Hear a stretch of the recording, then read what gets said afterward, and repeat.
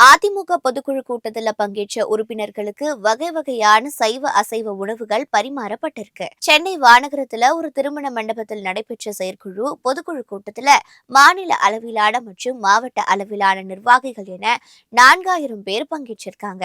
பொதுக்குழு கூட்டத்தில் பங்கேற்ற நிர்வாகிகளுக்கு மணக்க மணக்க சைவ அசைவ உணவு வகைகள் பரிமாறப்பட்டிருக்கு. காலை உணவாக கேசரி, வடை, பொங்கல், இட்லி, சாம்பார், கார சட்னி, தேங்காய் சட்னி மற்றும் காஃபி, தேநீர் என வழங்கப்பட்டிருக்கு. பிற்பகல்ல அசைவ உணவாக மட்டன் பிரியாணி, தால்ச்சா, ஆனியன் தயிர் பச்சடி, கத்தரிக்காய் கட்கா, மட்டன் குழம்பு, சிக்கன் 65, வஞ்சர மீன் வறுவல், முட்டை மசாலா, சாதம், தக்காளி ரசம், தயிர், இஞ்சி புளி மண்டி, பருப்பு பாயாசம் பரிமாறப்பட்டிருக்கு. இதே போல சைவ உணவும் பரிமாறப்பட்டிருக்கு.